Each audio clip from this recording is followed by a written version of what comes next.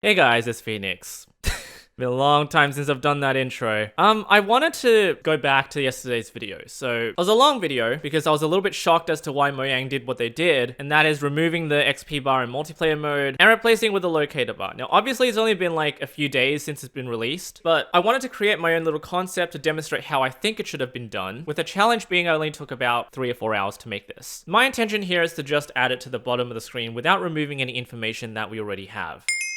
And also, while this idea here seems to work, it's a popular one, I didn't want to include any additional clutter to the UI. I did not know that in Bedrock or Preview Edition, there's a different item that differentiates from the empty map, and that's called the locator map. If you right-click this, you get wherever you are, and then if you right-click the empty locator map, it shows you where you are, as well as the location of other players. So it's kind of funny that this entire concept almost overrides that ability. Because why would you need this locator map if you can already see by default everyone else's location in the world? Anyway, I've compiled the feedback from most of you guys in the comments, and this appears to be how you think this should be done. So what I'm going to do first of all is summon a villager. These entities are going to represent other players in the world right now with me. So nothing's happened here. I can still see the XP bar on my screen. It hasn't been removed entirely. And then if I hold my compass, you can see something funny happens. All of a sudden, the villager's relative location is shown superimposed on my XP bar, which does not remove the XP bar from my screen at all. So it's very accurate. You can see if I move my screen to the left, it moves to the right. The angle is demonstrated with my rotation as well as the villager's location. So I can move back. It's pretty accurate, and this supports many different entities as well. If I remove the compass from my hand, it disappears. If I hold it again, it comes back. If I remove it, it goes away. So this is all done with a data pack, with a resource pack. It's super simple and scalable too. So I can summon some other mobs as well. So a pig, and you can see a different color is created. Now it's blue. So I cannot imagine why they decided to remove the XP bar and just place a completely different bar on top of it. I must think it's because if the color is green, it's kind of hard to see. So if I refresh my resources here, and hopefully it goes to green. There we go. So now I have a green dot instead of, it's still kind of a dark green, but it's still very much visible. And I don't know if this is an accessibility issue, but colorful icons can still be seen, especially with that black outline above the XP bar. So let's summon another one. Let's summon a cow. And there we go. Now the cow's brown. You can see the relative locations of all 3 entities. Took me a few hours to get this to work, and it's quite accurate. So see the villager is still in the middle. See if I can get the cow in the middle. There we go. Very straightforward stuff. We'll go into creative mode here. So without the XP bar still in place, the icons remain in view. And it works. It's animated. You can see it's still kind of here. We'll summon one more, Vindicator. Vindicator is yellow, and if I go into survival mode, he kind of chases me around. Kill me.